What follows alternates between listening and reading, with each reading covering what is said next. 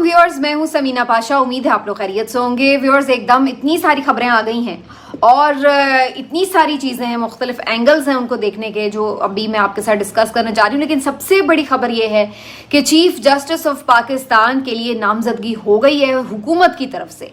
और ये हुकूमत की जो एक कमेटी बनाई गई थी 26वीं आईनी तरमीम के तहत, उसने जो 3 नाम थे, जस्टिस मंसूर अली शाह, जस्टिस याया आफरीदी और जस्टिस मुनीब अख्तर साहब, इन तीनों में से एक नाम सेलेक्ट करना था। तो वो नाम उन्होंने सेलेक्ट कर लिया है और मेरी तवक्को के बरखिलाफ ये नाम जस्टिस याया आफरीदी का सेलेक्ट किया गया है as chief justice of Pakistan. अभी इसमें बहुत सारे इफ्स एंड बट्स मौजूद हैं और वो तो ज़ाहिर वक्त के साथ सामने आएंगे कि क्या होगा क्या नहीं होगा, बिल्कुल इसके ऊपर है। लेकिन इस नाम की सिलेक्शन और जस्टिस मंसूर अली शाह साहब को हटाना इस चीफ जस्टिस के रास्ते से, ये सब क्या है, इसके ऊपर तफसीली बात करते हैं। और फिर कुछ 2-3 अहम खबरें और हैं इसी से जुड़ी जो आपके साथ आज शेयर करने जाएंगे। आपसे रिक्वेस्ट है कि चैनल को सब्सक्राइब कर ले अगर अभी तक सब्सक्राइब नहीं किया। तो जनाब, सबसे बड़ी खबर, जस्टिस याया आफरीदी का नाम सेलेक्ट किया गया है हुकूमत की तरफ से। पीटीआई के जो मेंबर्स हैं उन्होंने इस कमेटी की कार्रवाई में शिरकत नहीं की और ये इनकम्प्लीट सी कमेटी ने जस्टिस याया आफरीदी को as chief justice of Pakistan nominate कर दिया है। अब सवाल बाकी हैं, जस्टिस याया आफरीदी क्या करेंगे, क्या ये नॉमिनेशन कबूल करेंगे? सवाल नंबर 1। सवाल नंबर 2 कि अगर वो ये नॉमिनेशन कबूल कर लेंगे तो जस्टिस मंसूर अली शाह और जस्टिस मुनीब अख्तर, जो सीनियरिटी में उनसे ऊपर हैं, वो दोनों क्या उनके नीचे मातहत काम करना पसंद करेंगे या रिजाइन कर जाएंगे? सवाल नंबर 3 ये कि अगर जस्टिस याया आफरीदी ये पोस्ट एक्सेप्ट करने से इनकार कर देते हैं तो उस सूरत में क्या जस्टिस मंसूर और जस्टिस मुनीब में से किसी को चुना जाएगा? जो कि बज़ाहिर बहुत से कानूनदान तो यही कह रहे हैं कि 26वीं आईनी तरमीम के तहत तो यही बनता है। लेकिन हुकूमत की बदनीयती आपको पता है कि अगर उन्होंने इन दोनों में से किसी को चुनना ही होता तो फिर वो पहले ही जस्टिस मंसूर का नाम ले लेते। मुनीब अख्तर के बारे में तो सबको पता है कि ज़ाहिर है हुकूमत बिल्कुल भी नहीं उन्हें चाहेगी, तो पहले अभी ही वो जस्टिस मंसूर का नाम ले लेते, फिर उन्हें ज़रूरत क्या थी? तो इससे तो यही अंदाज़ा हो रहा है कि उन्होंने ये सोच रखा है कि अगर जस्टिस याया आफरीदी इनकार करेंगे तो जस्टिस अमीनुद्दीन, जो सीनियरिटी प्रिंसिपल में फिर उनसे नीचे आते हैं, उनको चीफ जस्टिस बनाने की ऑफर की जा सकती है। तो ये सवालात तो अपनी जगह जो कि एक आध दिन में वाजे भी हो जाएंगे। लेकिन ये जो डेवलपमेंट है ये बड़ी इंटरेस्टिंग है। कुछ लोग तो इसको बहुत अफसोसनाक कह रहे हैं क्योंकि मंसूर अली शाह साहब बहुत फाइन जज हैं और इसमें वैसे कोई शक नहीं। मैं मुख्तलिफ कोर्ट रिपोर्टर्स को अगर सुनती हूँ, उनसे बातचीत करती रहती हूँ, फिर जो chief justice Lahore high court के तौर पर उनकी मुख्तलिफ इस्लाहात थी उनको देखते हुए लोग बहुत उन्हें एडमायर करते हैं, वकला कम्युनिटी उनको बहुत पसंद करती है।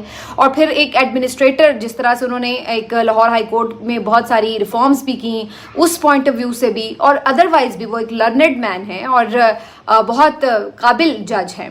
तो इन तमाम बातों के ऊपर तो अगर देखा जाए तो उन्हें बिल्कुल राइटफुली बनना चाहिए था चीफ जस्टिस ऑफ पाकिस्तान। और वैसे भी सीनियरिटी प्रिंसिपल जो कि पहले इससे लागू रहा है पाकिस्तान में, तो उस हिसाब से भी उन्हीं का नंबर था। तो फिर ऐसा क्या हुआ?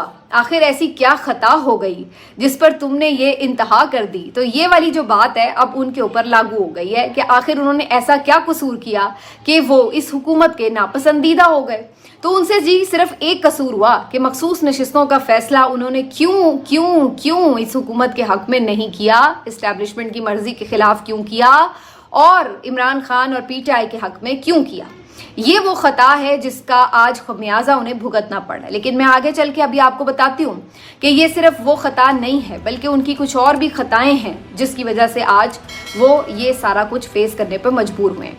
वो क्या खताएं हैं जो मैंने निकाली हैं वो मैं भी आपको बताती हूँ। लेकिन पहले ज़रा इस खता की बात कर लें जो बड़ी ऑब्वियस खता है, क्योंकि इसी खता की वजह से बहुत सारे जो हुकूमती वो डाउट्स होते हैं और मुखबर होते हैं वो पहले से बता रहे थे कि जस्टिस याया आफरीदी को ही बनाया जाएगा, क्योंकि जस्टिस मंसूर अली शाह से नाराज़ हो चुकी है हुकूमत और उनको पता लग गया है कि जी मखसूस नशिस्तें इन्होंने उनको दी हैं तो इसका मतलब है ये आगे भी हमारे खिलाफ फैसले करेंगे। और कुछ कोर्ट रिपोर्टर्स तो ये तक भी क्लेम करते हैं कि इस मुतालिक उनसे एक उन्हें एतमाद में लेने की कोशिश भी की गई कि उनसे कोई गारंटी, कोई एश्योरेंस मिल जाए, लेकिन वो भी जब ना मिली तो फिर उनके नाम पे क्रॉस लगा दिया गया। बल्कि कहने वाले तो ये कहते हैं, जो कि बड़ा सही भी है, कि ये 26वीं आईनी तरमीम का जो सारा एक तरद्दुद किया गया है वो बेसिकली किया ही इसलिए गया था کہ जस्टिस मंसूर अली शाह साहब को चीफ जस्टिस बनने से रोकना है। अगर उन्हें बनने ही देना होता तो फिर ये सीनियरिटी प्रिंसिपल छेड़ने की ज़रूरत ही ना पड़ती हुकूमत को। इसकी ज़रूरत इतनी अर्जेंसी में अगर पड़ रही थी तो उसकी वजह यही थी कि जस्टिस मंसूर को नहीं बनने देना। मैं इससे थोड़ा सा इख्तिलाफ करती थी और आपने मेरी जो वीडियो देखी होगी मैंने उसमें कहा भी ये था कि जस्टिस मंसूर को शायद हुकूमत बना दे, क्योंकि मेरी जो इसमें कैलकुलेशन थी वो ये थी कि अब जो इन्होंने इख्तियारात ही सारे ले लिए हैं चीफ जस्टिस से, तो उसके बाद उन्हें अगर बना भी देंगे मंसूर अली शाह साहब को तो शायद अब उनके लिए इतना खतरा नहीं बनेंगे मंसूर अली शाह साहब, और असल जो पावर है वो तो आईनी बेंच के सरबराह के पास होगी। तो मेरा अंदाज़ा था कि एक खानापुरी वाला चीफ जस्टिस अगर बनाना ही है तो वो मंसूर अली शाह साहब को बना देंगे, ताकि जो मुख्तलिफ सेगमेंट्स उनके चीफ जस्टिस ना बनाने पर उठ के खड़े हो सकते थे वो खड़े ना हों, बिला वजह की तहरीकें ना चलें, और हुकूमत सबको राज़ी भी कर लेगी कि देखें जी हमने तो एक नेक नियति से ये सारी तरमीम की थी, और अपना जो मकसद है वो उनका वो भी पूरा हो जाएगा, क्योंकि आईनी बेंच का सरबराह तो वो किसी और को बना देंगे। लेकिन हुकूमत ने इतना सा भी रिस्क लेने की हिम्मत नहीं की, इतना सा भी रिस्क लेने की गलती नहीं की, और उन्होंने कहा कि नहीं, हमें टोटली जस्टिस मुनीब और जस्टिस मंसूर चाहिए ही नहीं। तो ये उन्होंने अपना आज फैसला सुनाया है, और अब इस फैसले के ऊपर क्या होने जा रहा है वो आपके सामने है। तो बेसिकली जस्टिस मंसूर अली शाह साहब को हुकूमत ने ये सज़ा दी है कि आपने क्यों मुक्तदरा से छेड़खानी की, उनके फैसले के खिलाफ आप क्यों गए। अब मैं आपको बताती हूँ कि जस्टिस मंसूर अली शाह साहब की और क्या ख़ताएँ थी मेरी नज़र में। वो कहते हैं, आपने बड़ा मशहूर ज़माना एक कॉल है कि जिस पे एहसान करो उसके शर से बचो। उसके अलावा ये भी आपने सुना होगा कि जो आप दूसरे के साथ करते हैं आपके सामने भी वही चीज़ आ जाती है। तो बेसिकली ये दोनों चीज़ें हुई हैं जस्टिस मंसूर अली शाह साहब के साथ। उसकी वजह ये है, जो पहली मैंने बात की, कि जस्टिस मंसूर अली शाह साहब हमेशा जस्टिस काजी फायज़ ईसा साहब के साथ खड़े रहे। हर जायज़ नाजायज़ बात में उन्होंने उनको सपोर्ट किया। अब आप गिनना शुरू हो जाएं कि जब उनके खिलाफ रेफरेंस आया तो उन्होंने काजी फायज़ ईसा को सपोर्ट किया। उसके बाद जब जस्टिस काजी फायज़ ईसा उमरता बंदयाल साहब के खिलाफ साजिशें करते फिर रहे थे, इख्तलाफी नोट लिखते थे, मुख्तलिफ बेंचेस से उड़ जाते थे, उनके जो मुख्तलिफ इक़दामात थे उनके हवाले से कॉन्ट्रोवर्सीज़ पैदा करते थे, तो उन तमाम चीज़ों में जस्टिस मंसूर अली शाह साहब उनके साथ ही खड़े होते थे। ठीक।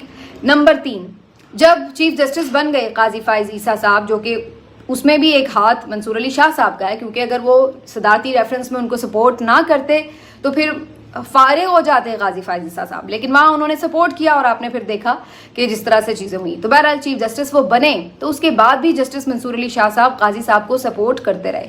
जैसे कि practice and procedure act committee बनी और उसमें बेंचेस फिक्स करने थे, तो उसमें भी चूँकि सेकंड नंबर पे जस्टिस मंसूर अली शाह साहब थे, वो उनके साथ कमेटी का हिस्सा बने, और तीसरे जज थे जस्टिस मुनीब अख्तर साहब, वो आपको पता है कि काजी साहब से इख्तलाफ करते थे। तो जस्टिस मंसूर अली शाह साहब ही हर बेंच बनाने में काजी साहब के साथ साथ बराबर शामिल रहे। अब आप देख लीजिए कि काजी साहब ने इलेक्शन के हवाले से, उसके बाद लेवल प्लेइंग फील्ड के हवाले से, बल्ले के निशान के हवाले से, उसके बाद पीटीआई के जितने भी केसेस आते रहे, ये पंजाब की और उसकी जो नशिस्तों के ऊपर जो ट्राइब्यूनल्स के ऊपर मसले मसाइल थे, वो वाला केस, हर केस के हवाले से वो हर केस में जो बेंच बनाते थे काजी साहब मंसूर अली शाह साहब की सपोर्ट से बनाते थे। तो वहाँ पे भी हर जगह पे काजी साहब को मंसूर अली शाह साहब की सपोर्ट हासिल रही। और फिर उसके बाद क्या होता है, उसके बाद ये होता है कि आखिर में आ जाती है बात मखसूस नशिस्तों के ऊपर, और फिर वहाँ से दोनों की थोड़ी थोड़ी सी इख्तलाफी हदें शुरू हो जाती हैं। और फिर काजी साहब वो काम करते हैं कि जिसके बारे में मैंने शुरू में बात की, कि वहाँ पे फिर वो मंसूर अली शाह साहब को रगड़ा लगाना शुरू हो जाते हैं। जहाँ उन्हें लगता है कि अब ये मेरे से इख्तलाफ कर रहा है, तो फिर उन्होंने कमेटी से भी उन्हें बाहर फेंकवा दिया। किस तरीके से? एक सदारती ऑर्डिनेंस के ज़रिए से। और फिर उसके बाद उनको खातिर में ना लाते हुए जस्टिस मीनुद्दीन साहब को शामिल करके 2-3 और बेंच बनवाए। फिर उन्हें, हालांकि काजी साहब को पता था कि आगे ये जो 26वीं आईनी तरमीम होगी उसके नतीजे में जस्टिस मंसूर अली शाह साहब को चीफ जस्टिस नहीं बनने दिया जाएगा, इसके बावजूद भी उन्होंने 63A का पूरा फैसला रिवर्स कर मारा ताकि उनके लिए रुकावटें बने। तो जनाब, वो मंसूर अली शाह साहब जो हमेशा हर मौके पे काजी फायज़ ईसा साहब को सपोर्ट करते रहे, जब मंसूर अली शाह साहब के लिए हुकूमत ने रुकावटें खड़ी करनी शुरू की, तो बजाय इसके कि काजी फायज़ ईसा साहब मंसूर अली शाह साहब के साथ खड़े होते, काजी साहब जाके मुक्तदरा और हुकूमत के साथ ही खड़े हुए और उन्होंने मंसूर अली शाह साहब का रास्ता रोकने में पूरा किरदार भयानक वाला अदा किया।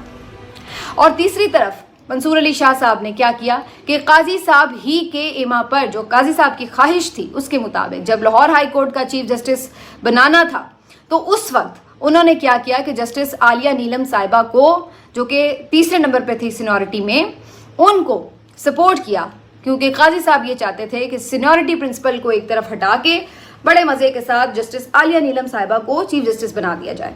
और फिर आपने देखा कि उसमें भी मंसूर अली शाह साहब ने उन्हीं को सपोर्ट किया। और उससे पहले जब chief justice Lahore high court को सुप्रीम कोर्ट लाना था, उस फैसले में भी जुडिशल कमीशन में जस्टिस मंसूर अली शाह साहब उस वक्त शायद थोड़ा सा उन्होंने इख्तिलाफ किया था कि वो वहाँ पे अच्छा काम कर रहे हैं तो उन्हें करने दिया जाए। यस, तो बहरहाल ये सारी कहानी हुई। अब आप जब वहाँ पर लाहौर हाई कोर्ट में आपने सीनियरिटी प्रिंसिपल को कॉम्प्रोमाइज़ किया तो फिर आज वही फॉर्मूला आपके ऊपर भी चल गया और आप भी सीनियर होते हुए भी, काबिल होते हुए भी, बेहतरीन जज होते हुए भी आज ये सूरत हाल है कि आपको उठा के साइड लाइन किया गया। तो ये है जी सारी खताएं जस्टिस मंसूर अली शाह साहब की।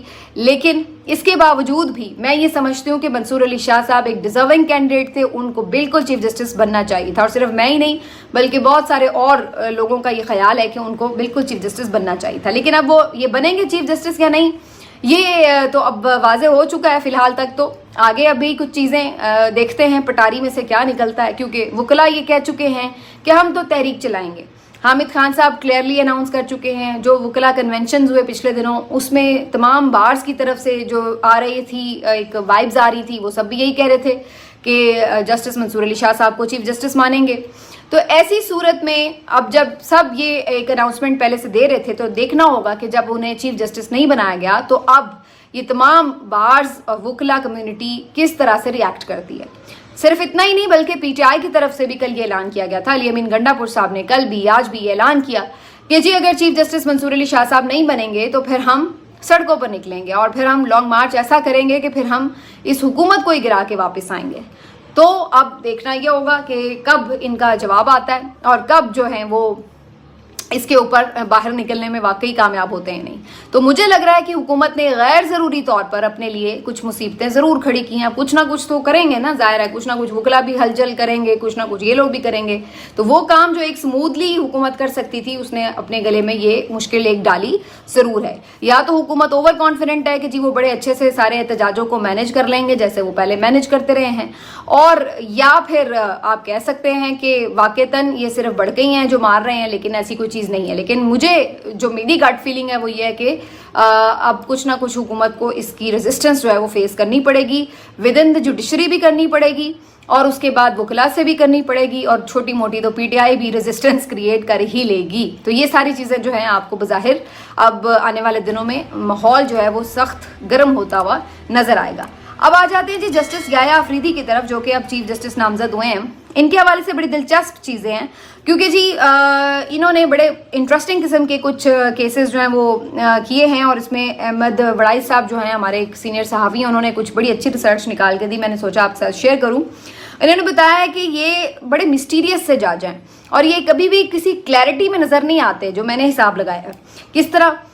मसलन इन्होंने जो ये मुशर्रफ साहब का मुकदमा था संगीन गद्दारी वाला, उसमें ये खुसूसी बेंच के सरबराह थे लेकिन ये उससे अलग हो गए। इसी तरीके से जो सदारती रेफरेंस आया था काजी साहब का, उसमें काजी साहब की जो दरख्वास्त थी वो इन्होंने मुस्तरद कर दी थी।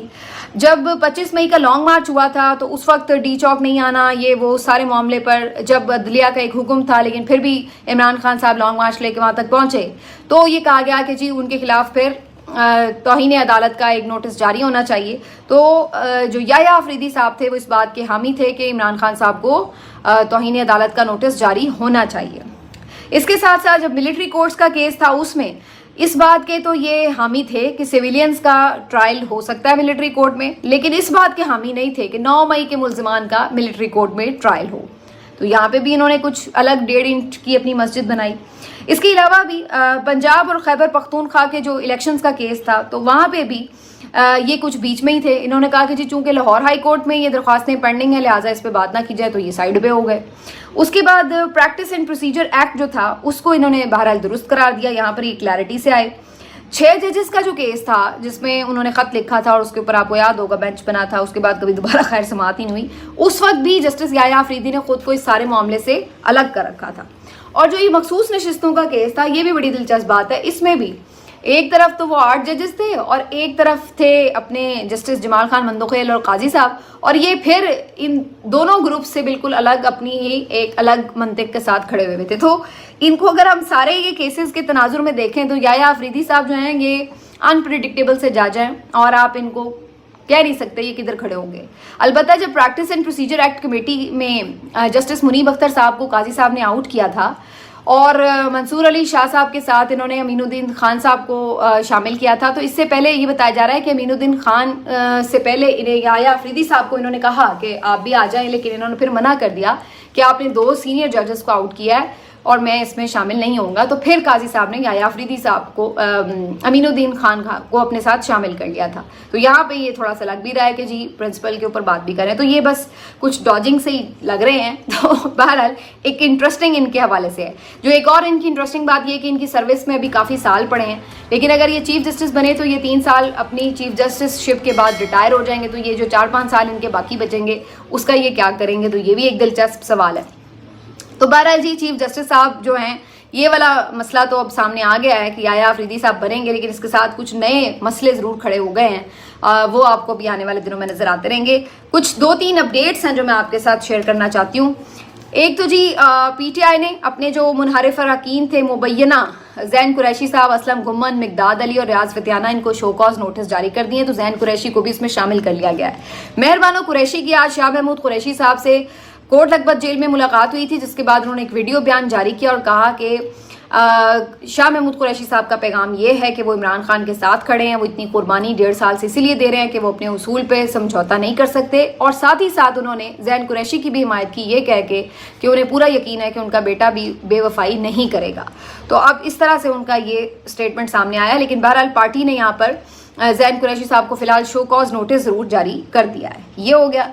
इसके अलावा जो एक आज की अहम और ख़बर थी वो थी जनाब काजी फ़ायज़ ईसा साहब का इख्तिलाफी नोट जो कि मखसूस नशिस्तों की केस में उन्होंने लिखा था। काजी साहब का वो हाल है कि ये जाते जाते भी कह रहे हैं कि कोई एक दिन भी ऐसा ना हो कि लोग जो है वो मुझे बुरा भला ना कहें, मैं आखिरी दिन ही कम से कम सुकून से चला जाऊं। अब हालांकि वो केसेस की समाअत नहीं कर रहे और उठ के जो है वो चैम्बर में चले गए हैं, लेकिन उसमें भी काम ऐसे ही कर रहे हैं कि उन्हें लोग बस डोनट के साथ ही याद कर रहे हैं। तो आज भी जो इन्होंने ये फैसला लिखा है इख्तिलाफी नोट मखसूस नशिस्तों का, उसमें अजीब व गरीब बोंगियाँ मारी हैं।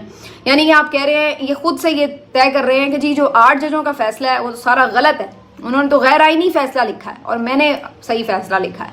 और साथ साथ इलेक्शन कमीशन को कह रहे हैं कि भाई वो फैसला हतमी भी नहीं है, उसकी रिव्यू भी नहीं हुई तो उस पर अमल दरामद करना भी ज़रूरी नहीं है। ये वही बात है जो इससे पहले 2 जजेस जब इख्तिलाफी नोट लिखते हैं तो वो भी बज़ाहिर तो ऐसे ही लग रहा था इन्हीं के हाथ का लिखा हुआ फैसला है, तो वही चीज़ इन्होंने यहाँ पे रिपीट की और इलेक्शन कमीशन को ये तरगीब दी है कि जी ये फैसला ठीक नहीं है, लिहाजा आपने इस फैसले पे अमल नहीं करना, चाहे ये 8 जजेस का मेजॉरिटी फैसला है।